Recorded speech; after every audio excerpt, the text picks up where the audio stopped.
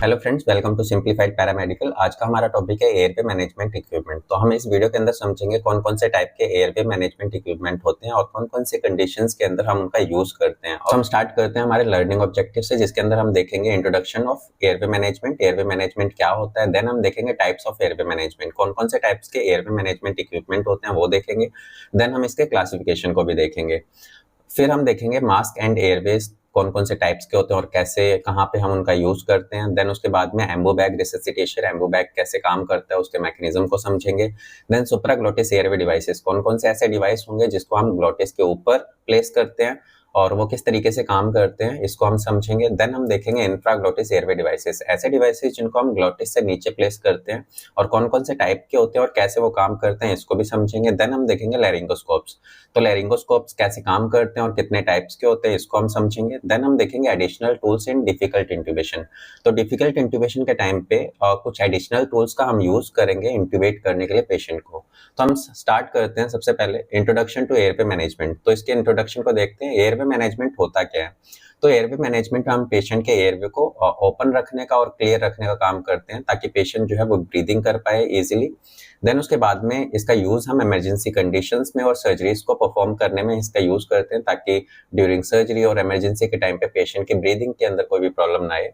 हम इसका यूज जो है कुछ प्रॉब्लम्स को प्रिवेंट करने के लिए करते हैं, जैसे लैक ऑफ ऑक्सीजन, क्योंकि अगर हमारा एयरवे ओपन होगा तो हमारे बॉडी के अंदर ऑक्सीजन की कमी नहीं होगी, या फिर चोकिंग जैसी कंडीशन जिसमें हमारा एयरवे ऑब्स्ट्रक्ट हो जाता है और हम ब्रीथ नहीं कर पाते। तो ऐसी प्रॉब्लम्स को रोकने के लिए हम क्या करते हैं, एयरवे को मैनेज करते हैं। ओके, देन हम देखते हैं types of airway management equipment, कौन कौन से टाइप के एयरवे मैनेजमेंट इक्विपमेट होते हैं इसको समझते हैं। तो इसके अंदर हम देखते हैं पहले नंबर पे फेस मास्क। फेस मास्क का काम होता है एनेस्थीसिया देने में और ऑक्सीजन देने के अंदर हम इसका यूज कर सकते हैं। देन एम्बो बैग रिससिटेशन, इसका हम यूज करते हैं पेशेंट को मैन्युअली ब्रीथ करवाने के लिए, मैन्युअली वेंटिलेट करने के लिए हम एम्बो बैग का यूज कर सकते हैं।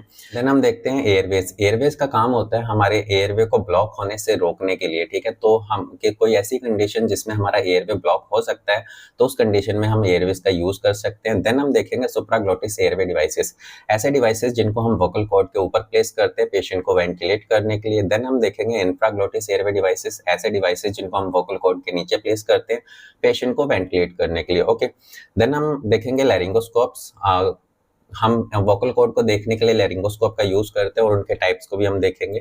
देन हम देखेंगे कुछ एडिशनल टूल्स जो कि डिफिकल्ट इंट्यूबेशन के टाइम पे हम यूज करेंगे। ओके, नेक्स्ट हम देखते हैं classification of airway management equipment. तो एयरवे मैनेजमेंट इक्विपमेंट को क्लासिफाई करने के लिए हम इसका बेस जो है उसकी डेप्थ ले सकते हैं कि डेप्थ के बेसिस पे हम एयरवे मैनेजमेंट इक्विपमेंट को 5 क्लासेस के अंदर क्लासिफाई कर सकते हैं। पहले नंबर पे देखते हैं फेस मास्क। फेस मास्क जो हमारे माउथ के ऊपर लगेगा। सेकेंड नंबर पे एम्बो बैग रिससिटेशन, ये भी हमारे माउथ के थ्रू यूज होगा। Then airways. एयरवेज का काम होता है हमारे माउथ के अंदर जाकर के हमारे फेरिंग्स को ओपन रखने के लिए। देन सुप्राग्लोटिस एयरवे डिवाइसेस, इनका यूज हम ग्लोटिस के ऊपर इनको प्लेस करते हैं और पेशेंट को वेंटिलेट करते हैं।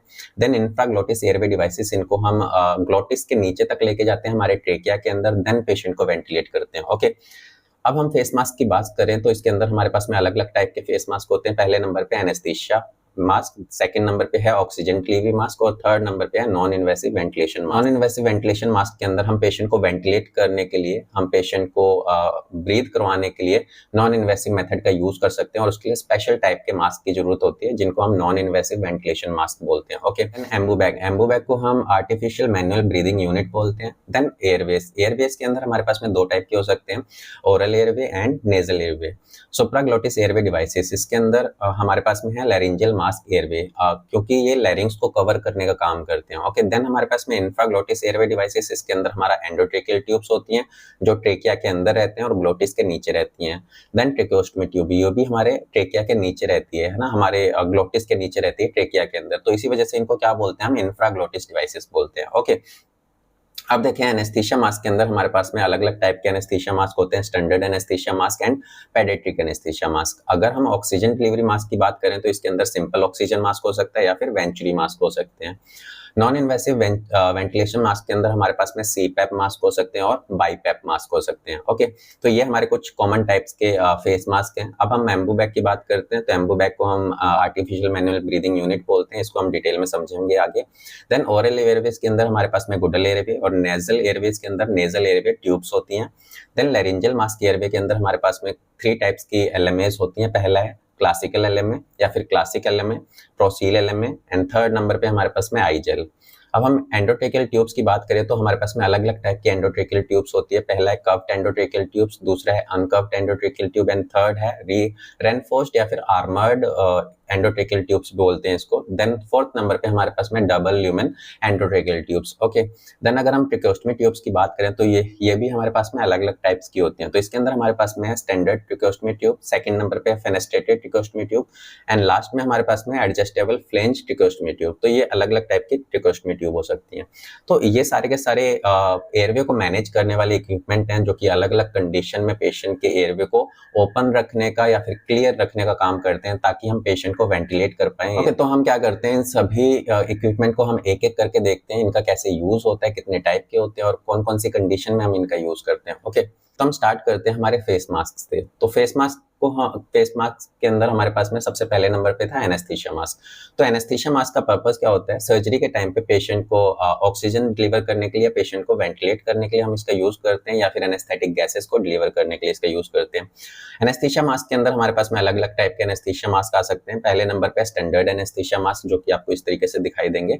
देन ये जो है अलग अलग साइजेस के अंदर आते हैं, डिफरेंट डिफरेंट टाइप के पेशेंट के लिए डिफरेंट डिफरेंट साइज के आ सकते हैं। देन उसके बाद में इनके अंदर कुशन होता है जो कि पेशेंट के माउथ के ऊपर इजीली फिट हो जाता है और पेशेंट को ट्रॉमा कॉज भी नहीं करता है।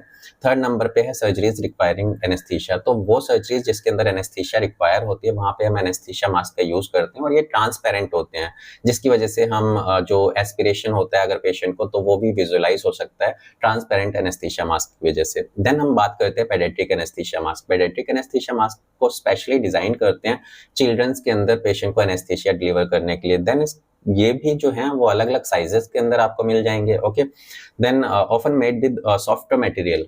तो ये जो पेडियाट्रिक एनेस्थीसिया मास्क होते हैं इनको थोड़ा सा और ज्यादा सॉफ्ट मटेरियल से बनाया जाता है ताकि पेशेंट के माउथ पे ट्रॉमा कॉज ना करें। देन हम स्टार्ट करते हैं ऑक्सीजन डिलीवरी मास्क। ठीक है, तो हमारे सेकंड टाइप के मास्क होंगे ये।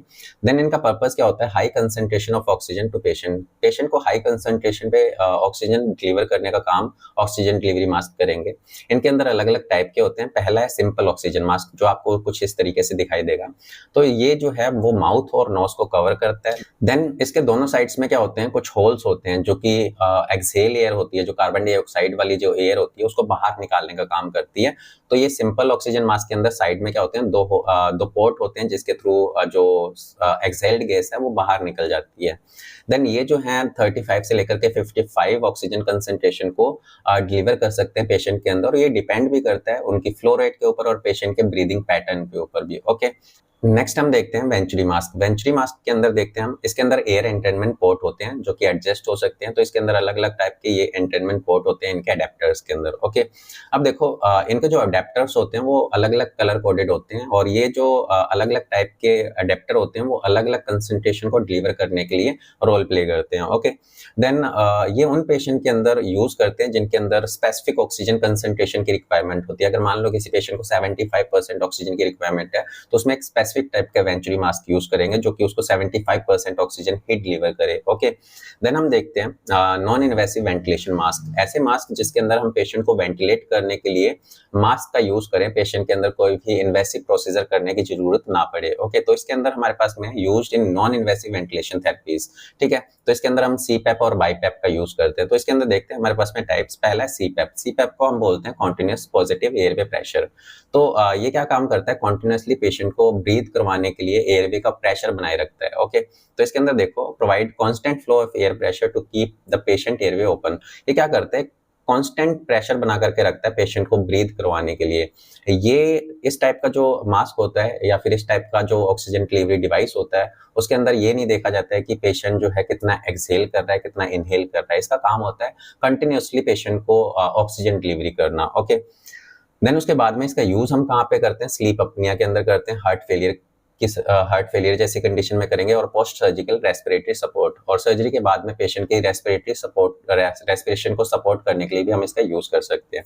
नेक्स्ट हम देखते हैं बाईपैप मास्क। तो बाईपैप मास्क का मतलब क्या होता है, ये दोनों चीजें करेंगे, ये इनहेलेशन भी करेंगे और एक्सहेलेशन भी करवाएंगे। तो इनहेलेशन के टाइम पे किस तरीके से काम करते हैं और एक्सहेलेशन के टाइम पे किस तरीके से काम करते हैं। तो बाई का मतलब होता है डबल टाइप से पॉजिटिव एयर पे प्रेशर बना करके रखते हैं। तो किस तरीके से काम करते हैं, पहला देखो, provide higher pressure during inhalation. तो ये कैसे काम करते हैं, ड्यूरिंग इनहेलेशन तो हाई प्रेशर प्रोवाइड करते हैं, और जब एक्सहेलेशन की बारी आती है तो इनका प्रेशर कम हो जाता है ताकि पेशेंट एक्सहेल भी कर पाए गैसेस को, ठीक है। तो बाईपैप इस तरीके से काम करते हैं। देन उसके बाद में है, ये कुछ कंडीशंस को ट्रीट करने में हम इनका यूज करते हैं, जैसे chronic obstructive pulmonary disease COPD और रेस्पिरेटरी फेलियर जैसी कंडीशंस के अंदर हम बाईपैप मशीन का यूज कर सकते हैं, या फिर बाईपैप मास्क का यूज कर सकते हैं पेशेंट को वेंटिलेट करने के लिए। ओके, तो ये थे सीपैप और बाईपैप। सीपैप के अंदर कॉन्टिन्यूअस फ्लो बना करके रखना होता है, बाईपैप के अंदर हमारी इनहेलेशन और एक्सहेलेशन के अकॉर्डिंग जो है वहां पे प्रेशर को सेट किया जाएगा। ओके, नेक्स्ट हम देखते हैं एम्बूबैक रेसिसिटेटर। ओके, इसको हम क्या बोलते हैं, आर्टिफिशियल मैनुअल ब्रीदिंग यूनिट भी बोलते हैं। ओके, अब इसका पर्पस क्या काम आता है, ये इसका यूज हम करते हैं पेशेंट को मैनुअली वेंटिलेट करने के लिए, अपने हाथों से पेशेंट को वेंटिलेट करने के लिए, ब्रीद करवाने के लिए। कंपोनेंट, ये काफी सारे कंपोनेंट से मिलकर के बना होता है। पहले नंबर पे इसके अंदर मास्क, तो हमारे एम्बूबैक के अंदर मास्क भी होता है। सेकंड नंबर पे सेल्फ इन्फ्लेटिंग बैग, ये हमारे पास में सेल्फ इन्फ्लेटिंग बैग होगा। देन नॉन रीब्रीदिंग वॉल्व, इसके अंदर कुछ वॉल्व होते हैं, ये वाला वॉल्व हो गया या ये वाला वॉल्व हो गया। इनका काम होता है जो एयर का फ्लो होता है वो एक ही डायरेक्शन में रखने के लिए इन वॉल्व का यूज होता है, इसी वजह से इनको क्या बोलते हैं, non rebreathing valve. Okay, then operation, ये इनका मैकेनिज्म कैसे होता है, ये काम कैसे करता है एम्बूबैक, उसको समझ लेते हैं। तो इसके अंदर देखो, इनहेलेशन के टाइम पे जब हम पेशेंट को ब्रीथ करवा रहे होते हैं उस टाइम पे आप क्या करते हो, एम्बूबैक को प्रेस करते हो। प्रेस करने से क्या होगा, देखो यहाँ समझते हैं इस डायग्राम के अंदर, जब आप एम्बूबैक को प्रेस करोगे तो इसके अंदर जो एयर भरी हुई है वो इस वॉल्व के थ्रू, जिसको हमने क्या बोला है, नॉन रीब्रीदिंग वॉल्व, ये क्लोज हो जाएगा। अगर ये क्लोज होता है तो एयर बैक साइड से तो नहीं बाहर निकल सकती है। ओके, तो हमारी एयर जो है वो कहाँ पे जाएगी, मास्क की तरफ जाएगा, मास्क की तरफ जाएगी, एम्बूबैक के मास्क की तरफ। ओके, देन वो पेशेंट के अंदर हम डिलीवर कर पाएंगे। जब पेशेंट एक्सहेल करेगा, सेकंड नंबर है, जब पेशेंट एक्सहेल करता है तो ये क्या करता है, प्रेशर को रिलीज करेगा। तो रिलीज करेगा तो हमारा जो एयर है वो वापस से इसके अंदर नहीं जाएगा। हमारा उस टाइम पे क्या होगा, जैसे इसके अंदर वैक्यूम क्रिएट होगा तो ये वाले वॉल्व खुल जाएंगे और क्या होगा, एयर जो है वो वापस से इसके अंदर भर जाएगी। बट जो एक्सहेल्ड एयर है वो क्या करेगी, ये वापस से इसके अंदर नहीं जाएगी। यहाँ पे क्या होते हैं, एक और वॉल्व होते हैं जो कि क्या करेगी, एयर जो है इसके थ्रू यहाँ से बाहर निकल जाएगी। ओके, यहाँ पे एक और वॉल्व होता है जो कि इसको क्या करता है, बैक फ्लो को रोकेगा और सिर्फ यूनिडायरेक्शनल फ्लो में अगर एयर यहाँ से बाहर निकल रही तो इसको इधर से बाहर निकाल देगा। ओके, देन इसके अंदर देखते हैं कैपेसिटीज। तो अलग अलग टाइप के एम्बूबैग हो सकते हैं, जैसे कि 1200 ml की कैपेसिटी वाला जो एम्बूबैग होगा उसका यूज हम अडल्ट्स के लिए करते हैं, और जो 250 ml एयर को कंटेन कर सकता है उसका यूज हम कहाँ पे करते हैं, न्यू बॉर्न्स के अंदर कर सकते हैं। ओके, देन हम बात करते हैं ऑक्सीजन डिलीवरी। नॉर्मली ये जो एम्बूबैग है वो कितने % ऑक्सीजन को डिलीवर करेगा पेशेंट को, 21%। जितनी ऑक्सीजन आपके एयर के अंदर है सिर्फ उतना ही परसेंटेज पेशेंट को पहुंच पाएगा। बट अगर आप एम्बूबैग के साथ में ऑक्सीजन डिवाइस को जोड़ देते हो, अगर आप ऑक्सीजन सिलेंडर को जोड़ देते हो फ्लो को रिड्यूस करके या फिर गैस के प्रेशर को रिड्यूस करके, देन उसके बाद में क्या होगा, आप पेशेंट को 100% ऑक्सीजन डिलीवर कर सकते हो अगर आप ऑक्सीजन डिलीवरी सोर्स उसके साथ में अटैच कर देते हो। तो बिना ऑक्सीजन सोर्स के ये 21% ऑक्सीजन डिलीवर करेगा, और विद ऑक्सीजन सोर्स जो है वो 100% ऑक्सीजन को डिलीवर करने का काम करेगा। ओके, देन हम देखते हैं यूजेस। इसका यूज हम कहाँ पे कर सकते हैं, कार्डियक अरेस्ट की कंडीशन में, respiratory attack, severe respiratory distress syndrome और ड्रग ओवरडोज जैसी कंडीशन के अंदर हम एम्बूबैग का यूज कर सकते हैं पेशेंट को रिससिटेट करने के लिए। ओके, तो ये था हमारा एम्बूबैग के बारे में कि किस तरीके से काम करता है। ओके, देन हम देखते हैं एयरवेज। तो एयरवेज जो होते हैं हमारे पास में 2 टाइप के थे, ओरल एयरवे। तो ओरल एयरवे का पर्पस क्या होता है, prevent the tongue from obstructing the airway. तो इसका काम होता है हमारी टंग को रोकना एयरवे को ऑब्स्ट्रक्ट करने से। अगर हमारी टंग फॉल हो जाती है तो हमारा एयरवे जो है वो ब्लॉक हो जाता है, तो उस टंग को ऑब्स्ट्रक्ट होने से रोकने के लिए हम क्या करते हैं, ओरल एयरवे का यूज करते हैं। इसके अंदर अगर हम टाइप्स की बात करें तो हमारे पास में मेनली गुडल्स एयरवे के नाम से इसके टाइप होते हैं। तो ये अलग अलग साइजेस क्या हो सकते हैं, ठीक है। इसको हम इंसर्ट करते हैं between tongue and posterior pharyngeal wall. तो हमारी टंग और पोस्टीरियर फेरिंजियल वॉल के बीच में इसको प्लेस करते हैं और एयरवे को ओपन करने का काम करते हैं। ओके, देन यूजेस, कहाँ पे यूज कर सकते हैं हम इसका? अनकॉन्शियस पेशेंट के अंदर हम इसका यूज कर सकते हैं, पेशेंट के एयरवे को ओपन रखने के लिए। ड्यूरिंग एनेस्थीसिया पेशेंट के एयरवे को ओपन रखने के लिए यूज कर सकते हैं। देन इमरजेंसी सिचुएशन और पोस्ट सीजर केयर, तो सर्जरी के बाद में कई बार सीजर्स की कंडीशन आ जाती है, तो उसको भी ट्रीट करने के लिए हम एयरवे का यूज कर सकते हैं ताकि पेशेंट का एयरवे ब्लॉक ना हो। ओके, देन हम बात करते हैं नेजल एयरवे। नेजल एयरवे जो है इसका पर्पस होता है, अल्टरनेटिव होता है ये ओरल एयरवे का, specially when oral access is difficult. तो ये क्या होता है? अल्टरनेट होता है ओरल एयरवे का। और कब यूज करेंगे? जब आप ओरल एसेस नहीं कर पाते हो, ठीक है, जब ओरली पेशेंट के अंदर एयरवे डालना मुश्किल हो जाता है, उस कंडीशन में आप अल्टरनेटिव मेथड नेजल एयरवे का यूज कर सकते हो। ओके, देन इसके अंदर टाइप्स की अगर हम बात करें तो नेजल एयरवे ट्यूब्स आती हैं, ओके, जो कि अलग अलग साइजेस की हो सकती है, इंसर्टेड थ्रू नोस्ट्रिल, तो ये आपके नोस्ट्रिल्स के थ्रू इंसर्ट किया जाएगा। ओके, देन यूजेस, कौन से टाइप के पेशेंट के अंदर हम इसका यूज कर सकते हैं? Patient with trismus. ट्रिस्मस एक ऐसी कंडीशन है जिसमें आपकी फेशियल मसल्स जो है वो कॉन्स्ट्रिक्ट हो जाती हैं और आपका माउथ जो है वो क्लोज हो जाता है, ओपन नहीं होता है उस कंडीशन में, तो आपको ब्रीथ करने में प्रॉब्लम आ सकती है। तो ऐसी कंडीशन के अंदर हम जो है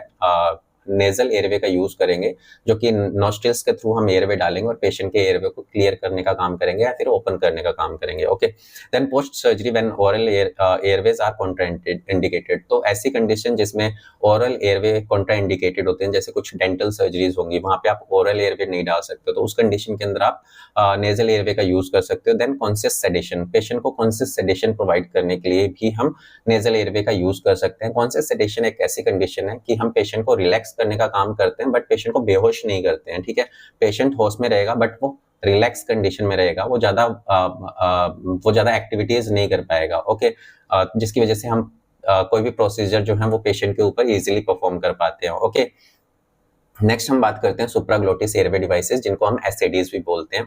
तो इसके अंदर हमारे पास में होते हैं लैरिंजियल मास्क एयरवे, क्योंकि ये लैरिंग्स को कवर करते हैं, ठीक है, और ग्लोटिस के ऊपर होते हैं।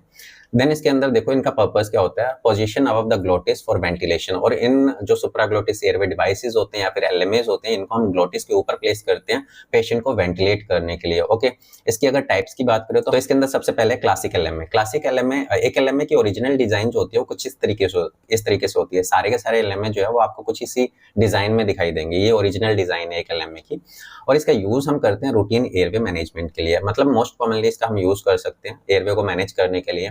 इसका यूज हम शॉर्ट सर्जिकल प्रोसीजर, ऐसे सर्जिकल प्रोसीजर जो कि कम टाइम के होते हैं, और कुछ आउट पेशेंट सर्जरीज जो कि पेशेंट हॉस्पिटल में आते हैं और सर्जरी कराने के बाद में चले जाते हैं, तो उन कंडीशन के अंदर पेशेंट को वेंटिलेट करने के लिए हम क्लासिक एलएमए या सिंपल एलएमए का यूज कर सकते हैं। नेक्स्ट हमारे पास में है प्रोसील एलएमए। प्रोसील एलएमए के पास में एक एडिशनल फीचर होता है कि इनके पास में गैस्ट्रिक ड्रेनेज ट्यूब भी लगी होती है इनके अंदर, मतलब यहाँ पे ऑक्सीजन को प्रोवाइड करने के अलावा यहाँ पे गैस्ट्रिक ड्रेनेज करने का भी एक आपको बेनिफिट दिया जाता है इस ट्यूब के अंदर। देखो यहाँ पे इसके स्ट्रक्चर के अंदर क्या है, एक गैस्ट्रिक ड्रेनेज ट्यूब है। इसके थ्रू क्या कर सकते हैं आप, इसके अंदर अगर राइस ट्यूब डाल देते हो तो आपके स्टमक में पहुंच जाएगी और स्टमक का कंटेंट जो है वो बाहर आ सकता है, पेशेंट के अंदर एस्पिरेशन के चांसेस नहीं होंगे। तो ये वाला जो पोर्शन होगा वो तो आपके ग्लोटिस को कवर कर लेगा, और बैक साइड में जो आपका ईसोफेगस है वो इसके साथ में अटैच हो जाएगा, और इसके थ्रू जब हम ट्यूब को या फिर राइस ट्यूब को इंसर्ट करेंगे वो आपके स्टमक के अंदर चली जाएगी। अगर आपके स्टमक के अंदर गैस्ट्रिक कंटेंट है तो वो उस ट्यूब के थ्रू डायरेक्टली बाहर निकल जाएगा, आपके ईसोफेगस के अंदर आने के बाद में आपके ट्रेकिया के अंदर नहीं पहुंच पाएगा। ये गैस्ट्रिक ड्रेनेज जो है वो क्या करेगा, एस्पिरेशन के चांसेस को बचाता है, आपके एस्पिरेशन को होने से बचाता है। ओके, देन उसके बाद में है यूजेस। कहाँ पे हम इसका यूज करते हैं, surgeries requiring positive pressure ventilation. ऐसी सर्जरीज जहाँ पे पॉजिटिव प्रेशर वेंटिलेशन की जरूरत पड़ती है, मतलब वहाँ पे ज्यादा प्रेशर की जरूरत पड़ती है पेशेंट को वेंटिलेट करने के लिए, तो वहाँ पे हम इसका यूज करते हैं। Patient at risk of aspiration, ऐसे पेशेंट जिनके अंदर एस्पिरेशन का रिस्क हो। अभी मैंने बताया कि गैस्ट्रिक सिक्रीशंस को ये बाहर निकाल देगा, तो एस्पिरेशन के चांस ही खत्म हो जाएंगे, है ना। देन उसके बाद में आईजेल। आईजेल जो है वो सेकंड जनरेशन एलएमए है जिसके अंदर नॉन इन्फ्लेटेबल कफ होती है। बाकी जो दोनों एलएमएस थे उसके अंदर जो कफ थे उनको इन्फ्लेट करना पड़ रहा था, बट इसके अंदर नॉन इन्फ्लेटेबल कफ होती है। इसके साथ-साथ में ये जो है एक अच्छी सील प्रोवाइड करता है, मतलब इसकी वजह से गैसेस की लीकेज नहीं होती है हमारे ग्लोटिस के ऊपर, और विदाउट कफ इन्फ्लेशन, और हमें कफ को इन्फ्लेट भी नहीं करना पड़ता है। देन इसके बाद में है include and integrated bite block and gastric channel. इसके अलावा इसके अंदर गैस्ट्रिक चैनल भी होता है जो कि प्रोसील के अंदर था, ठीक है। इसके अंदर भी गैस्ट्रिक चैनल होगा, और एक क्या होगा, इंटीग्रेटेड बाइट होगी जो कि माउथ के ऊपर रहेगी। इससे क्या होगा, पेशेंट इसको अगर बाइट करता है तब भी ये ब्लॉक नहीं होगी उस कंडीशन के अंदर, ठीक है। नेक्स्ट इसके यूजेस देखते हैं, तो इसका यूज हम कार्डियक अरेस्ट की कंडीशन में कर सकते हैं, ट्रॉमा जैसे केसेस के अंदर, और कुछ ऐसी सर्जरीज, कुछ ऐसी इलेक्टिव सर्जरीज जिसके अंदर जो हमारी रिकवरी होती है वो इंपॉर्टेंट होती है, जल्दी रिकवरी चाहिए होती है, या फिर हमारा एयरवे मैनेजमेंट जो है वो इंपॉर्टेंट होता है, जहाँ पे हमें एक क्विक और रिलायबल जो एयरवे मैनेजमेंट करना हो, वहां पे हम इसका यूज करते हैं आई जेल का, ओके। देन उसके बाद में हम बात करते हैं इंफ्राग्लोटिस एयरवे डिवाइसेस। अब ऐसे डिवाइसेस होंगे जिनको हम ग्लोटिस के नीचे तक रखेंगे। सुप्राग्लोटिस वाले हमारे ग्लोटिस के ऊपर थे जो कि 3 टाइप के थे। अब हमारे पास में इंफ्राग्लोटिस एयरवे डिवाइस है जो कि आपको ग्लोटिस के नीचे तक इंसर्ट करने पड़ेंगे, ओके। तो इसके अंदर हमारे पास में पहले नंबर पे एंडोट्रेकियल ट्यूब, जिनको हम एटी ट्यूब्स भी बोलते हैं। इनका पर्पस होता है provide secure airway allow below the glottis. हमें एक सिक्योर एयरवे प्रोवाइड करता है ग्लोटिस के नीचे तक। अब ग्लोटिस के ऊपर तक कोई भी ऑब्स्ट्रक्शन हो, बट एंडोट्रेकियल ट्यूब जो है वो आपको एयरवे एक्सेस दे देगा आपके ग्लोटिस तक एंड ग्लोटिस के नीचे तक, ओके। इसके अंदर अगर हम टाइप्स की बात करें तो हमारे पास में एंडोट्रेकियल्स अलग अलग टाइप की होती हैं। तो पहला है कर्व्ड एंडोट्रेकियल ट्यूब्स। इसके अंदर इन्फ्लेटेबल कर्व होता है जो कि ट्रेके के साथ में सील बनाने का काम करता है और गैस के लीकेज को भी रोकने का काम करता है। इसके साथ साथ में ये जो सील होती है वो एस्पिरेशन के चांस को भी कम करती है, क्योंकि यहाँ पे जो एस्पिरेटेड कंटेंट है वो आपके ट्रेकिया में नहीं जा पाता है नीचे, उस सील की वजह से, उस कफ की वजह से, ओके। देन अनकफ्ड एंडोट्रेकियल ट्यूब, इनका यूज प्राइमरली हम कहाँ पे करते हैं, पेडियाट्रिक पेशेंट के अंदर करते हैं, क्योंकि वहाँ पे कफ जो है अननेसेसरी है, क्योंकि उनका एयरवे पहले से ही छोटा है। तो आप अगर कफ वाले एटी ट्यूब का यूज करोगे तो कफ जो है उनकी ट्रेकिया के टिश्यूज को डैमेज कर सकता है। इस वजह से हम वहाँ पे नॉन कफ्ड या फिर अनकफ्ड एटी ट्यूब का यूज करते हैं।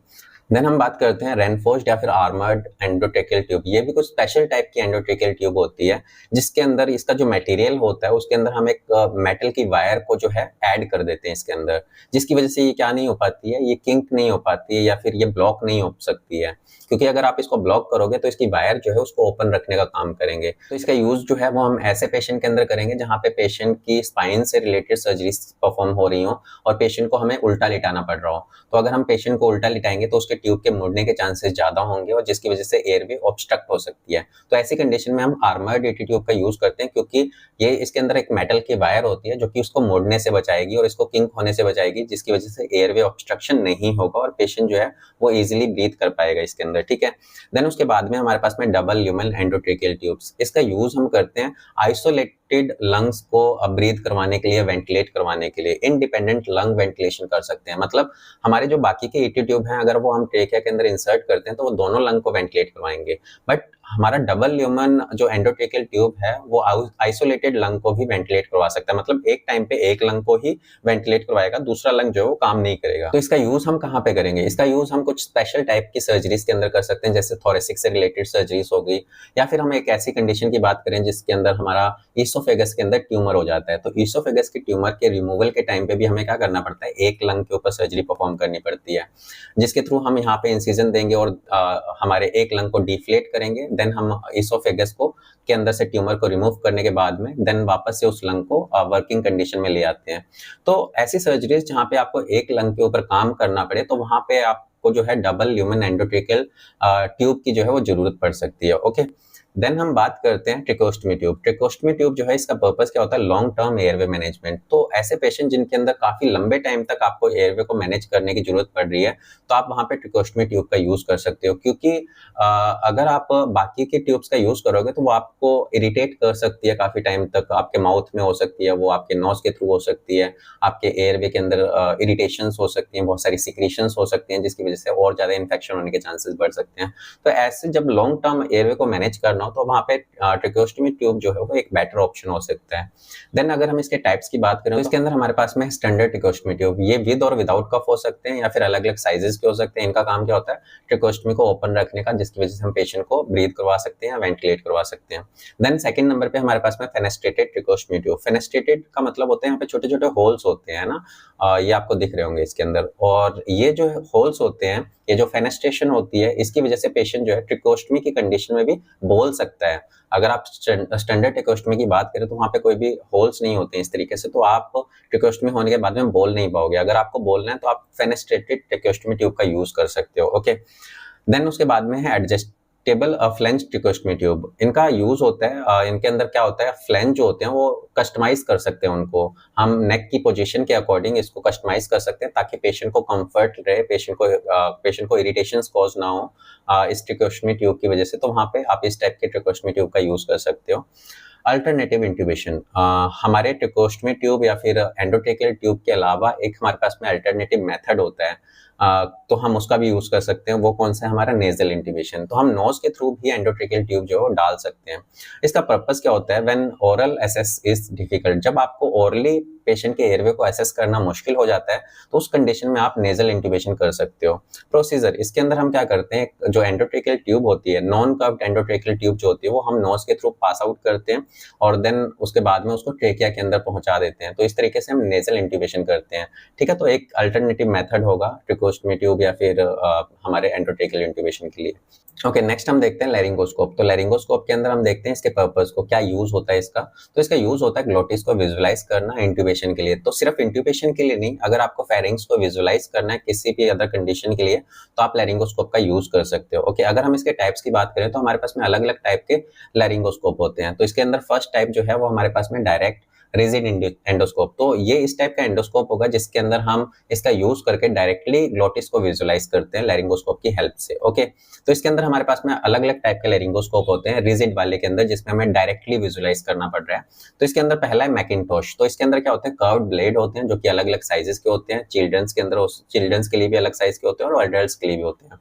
नेक्स्ट है इसके अंदर मैकोए। मैकोए जो है इसके अंदर एक स्पेसिफिक स्ट्रक्चर होती है जिसको हम क्या बोलते हैं, मूवेबल टिप। यहाँ पे इस टाइप के लैरिंगोस्कोप में एक मूवेबल टिप होती है जो कि ग्लोटिस को और ज्यादा अच्छे तरीके से कंट्रोल कर सकती है इंट्यूबेशन के अंदर। और ये भी क्या हो सकती है, ओल्डर चिल्ड्रंस या फिर अडल्ट्स के लिए जो है इसका यूज कर सकते हैं। इनके अलग अलग साइज के ब्लेड्स हो सकते हैं। ओके, तो यहाँ पे आपकी एक मूवेबल टिप होगी जिसको आप इस हैंडल के थ्रू मैनेज कर सकते हो या फिर इसको और ज्यादा मूव कर सकते हो। देन उसके बाद में मिलर जो होते हैं इनके अंदर स्ट्रेट ब्लेड होते हैं बट इनकी टिप जो होती है वो थोड़ी सी कर्व्ड होती है।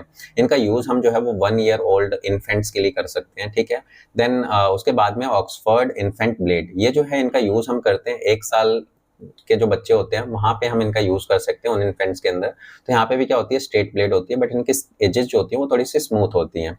अब हम नेक्स्ट बात करते हैं मैगिल लैरिंगोस्कोप। मैगिल लैरिंगोस्कोप का यूज जो है वो हम कहाँ पे करते हैं, नियोनेट्स के अंदर करते हैं जिनकी जो कि 120 डेज के होते हैं। तो जो न्यूबॉर्न बेबीज होते हैं और जो 28 दिन तक के होते हैं वहां पे हम मैगिल लैरिंगोस्कोप का यूज कर सकते हैं। इनके अंदर छोटे छोटे ब्लेड्स होते हैं और स्ट्रेट ब्लेड होते हैं। ओके, नेक्स्ट हम देखते हैं इनडायरेक्ट या फिर फाइबर ऑप्टिक रिजिड लैरिंगोस्कोप। तो फाइबर ऑप्टिक रिजिड लैरिंगोस्कोप के अंदर हम देखते हैं हमारे पास में बुलार्ट लैरिंगोस्कोप।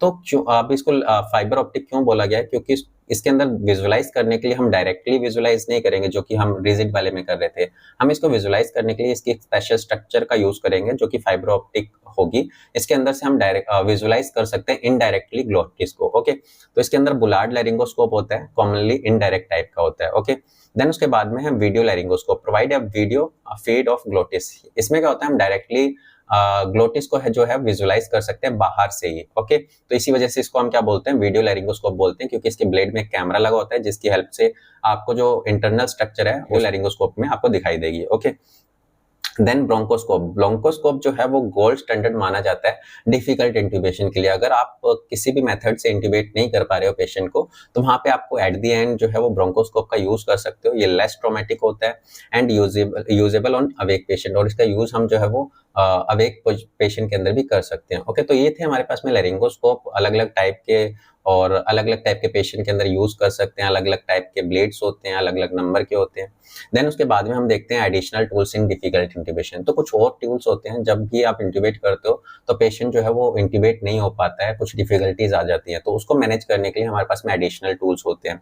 तो इसके अंदर सबसे पहले इंट्यूबेटिंग फोर्सेप जिसको हम मैगिल फोर्सेप बोलते हैं। डिस्क्रिप्शन, ये स्पेशलाइज्ड फोर्सेप होता है जो कि एंडोट्रेकियल ट्यूब को गाइड करने के लिए हम इसका यूज करते हैं। फंक्शन की अगर हम बात करें तो इसका नॉर्मली जो फंक्शन होता है नेजल इंट्यूबेशन के टाइम पे ट्यूब को ट्रेकिया तक पहुंचाने में हम इसका यूज करते हैं। Second, can also use to remove foreign body, और कोई भी ऐसी फॉरेन बॉडी जो कि आपके एयरवे को ऑब्स्ट्रक्ट कर रही हो तो उसको रिमूव करने के लिए हम इसका यूज कर सकते हैं। अब हमारे पास में सेकंड नंबर पे इंट्यूबेटिंग स्टिलेट्स। तो ये कुछ स्टिलेट्स होती हैं, इनका यूज भी हम डिफिकल्ट इंट्यूबेशन के टाइम पे कर सकते हैं। तो इसका डिस्क्रिप्शन में देखो, ये रिजिड और सेमी रिजिड रॉड्स होती हैं। तो ये रिजिड हो सकती हैं या फिर सेमी रिजिड हो सकती हैं, या फिर ये मेटल और प्लास्टिक की भी बनी हो सकती है। मेटल जो कि मूव हो सकता है एंडोट्रेकियल ट्यूब के अंदर डालने के लिए। ओके, फंक्शन क्या होता है इसका? Provide shape and guidance during intubation. तो ये क्या करता है, जो हमारी एंडोट्रेकियल ट्यूब होती है उसको एक शेप प्रोवाइड कर सकता है। इस डायग्राम में देखो, हम क्या करते हैं, स्टिलेट को एंडोट्रेकियल ट्यूब में डालते हैं और इसकी शेप को जो है वो चेंज कर सकते हैं ग्लोटिस के अकॉर्डिंग, ताकि हमारा जो ट्यूब है वो डायरेक्टली ग्लोटिस में जाए। क्योंकि जो हमारी प्लास्टिक होती है वो ड्यूरिंग इंट्यूबेशन क्या होता है, ग्लोटिस में नहीं पहुंच पाती है, वो इधर उधर मूव हो जाती है। तो आप क्या करोगे, उसके अंदर एक रिजिड या फिर सेमी रिजिड रॉड डाल दोगे और उसको अपने कर्वेचर के अकॉर्डिंग मूव कर दोगे, तो वो उसी पोजीशन में रहती है और आप इजीली इंट्यूबेट कर पाओगे। Okay, then helpful in navigating through difficult anatomy. और इसका यूज जो है ऐसी जगह पे हम कर सकते हैं जहाँ पे ग्लोटिस की स्ट्रक्चर जो होती है वो थोड़ी सी डिफिकल्ट होती है, तो इजीली आप इसको बाहर से ही नेविगेट कर सकते हो। ओके, देन हम बात करते हैं बुजी, जिसको हम गम इलास्टिक बुजी बोलते हैं। डिस्क्रिप्शन, ये क्या होती है, एक फ्लेक्सिबल रॉड होती है that can be inserted into the trachea, जिसको हम ट्रेकिया के अंदर तक इंसर्ट कर सकते हैं। ओके, अगर हम इसके फंक्शन की बात करें तो ये क्या करती है, serve as a guide for endotracheal tube. ये गाइड की तरह काम करती है एंडोट्रेकियल ट्यूब के लिए। तो किस तरीके से गाइड की तरह काम करती है, क्योंकि हम इसके अंदर क्या करते हैं, पहले इस गम इलास्टिक बुजी को ट्रेकिया में डाल देते हैं और देन ऊपर से हम क्या करते हैं, ट्रिकोस्टमी ट्यूब को डाल देते हैं। क्योंकि हमारी बुजी जो है वो ट्रेकिया में है, तो हमारा एंडोट्रेकियल ट्यूब भी किसमें जाएगा, ट्रेकिया के अंदर ही जाएगा। particularly useful when vocal cord are difficult to visualize। ये तब हम यूज करते हैं जब वोकल कॉर्ड को देखना ही मुश्किल हो जाए उस कंडीशन के अंदर। नेक्स्ट हमारे पास में क्रिकोथायरोटोमी किट। तो इसका फंक्शन देखते हैं, इसका डिस्क्रिप्शन। इमरजेंसी किट होती है used when intubation and ventilation through mouth और नोज आर नॉट पॉसिबल। तो ऐसी कंडीशन जिसमें माउथ और नोज के थ्रू पेशेंट को हम वेंटिलेट नहीं कर पाते हैं, उस कंडीशन में हम क्रिकोथायरोटोमी कर सकते हैं। इसका फंक्शन क्या होता है, used as a last option in emergency situation. ये सबसे लास्ट ऑप्शन होता है उस एयरवे को मैनेज करने के लिए। हमने सभी मेथड यूज कर लिए बट आपका एयरवे जो है वो ओपन ही नहीं हो रहा है और आप ब्रीदिंग नहीं कर पा रहे हो, तो आपको क्या करना पड़ेगा, क्रिकोथायरोटोमी करनी पड़ेगी। और इसके अंदर हम क्या करेंगे वो देखते हैं। Involve making an incision in cricoid membrane. हम क्या करते हैं, हमारे ट्रेकिया के पास में एक क्रिकोइड मेम्ब्रेन होती है, उसके ऊपर हम क्या करेंगे, इंसिजन लगाएंगे। Okay, then a tube is inserted directly into the trachea to establish an airway. हम क्या करेंगे, यहाँ पे कट लगाने के बाद में हम क्या करेंगे, एक ट्यूब को डायरेक्टली इसके अंदर डाल देंगे। ठीक है, हम इस तरीके से उस एयरवे को मैनेज कर पाएंगे। आप डायग्राम में भी समझ सकते हो, यहाँ पे हमारी क्रिकोथायरो मेम्ब्रेन है, इसको हम कट करेंगे। कट करने के बाद में इसमें थोड़ा सा डायलेट करेंगे। डायलेट करने के बाद में जो होल क्रिएट होगा वहां पे हम जो ट्रेकोस्टमी ट्यूब है वो इंसर्ट कर देंगे और एक एयरवे को जो है मैनेज कर सकते हैं इसके थ्रू। ठीक है, देन उसके बाद में है often include A scalpel, tracheostomy tube, sometime a guide wire और डायलेटर फॉर इजियर इंसर्शन। तो क्रिकोथायरोटोमी करने के लिए आपको इसकी किट की जरूरत होती है, जिसमें सारे आपको इक्विपमेंट मिल जाते हैं, जिसमें स्कैल्पल होता है, ट्रिकोस्टमी ट्यूब होती है, गाइड वायर होती है और डायलेटर होते हैं, ताकि जब क्रिकोथायरोटोमी कर रहे हो तो उस टाइम पे भी आपको कोई डिफिकल्टी फील ना हो वो प्रोसीजर करते टाइम पे। तो आप इन सभी चीजों का यूज करोगे और एट द एंड क्या कर रहे हो, आप एयरवे को मैनेज कर रहे हो, एयरवे को ओपन रखने का काम कर रहे हो। तो ये आपका लास्ट ऑप्शन होगा एयरवे को मैनेज करने के लिए। तो ये था हमारा वीडियो। आई होप आपको ये वीडियो इन्फॉर्मेटिव लगी होगी। अगर आपको वीडियो इन्फॉर्मेटिव लगती है तो आप हमारे चैनल को सब्सक्राइब कर सकते हो, वीडियो को लाइक कर सकते हो, शेयर कर सकते हो, कमेंट कर सकते हो अगर आपको कोई भी डाउट्स हैं। इसके अलावा आपको अगर इससे रिलेटेड कंटेंट देखना है तो आप हमारे टेलीग्राम चैनल या फिर वेबसाइट को विजिट कर सकते हो। Thank you.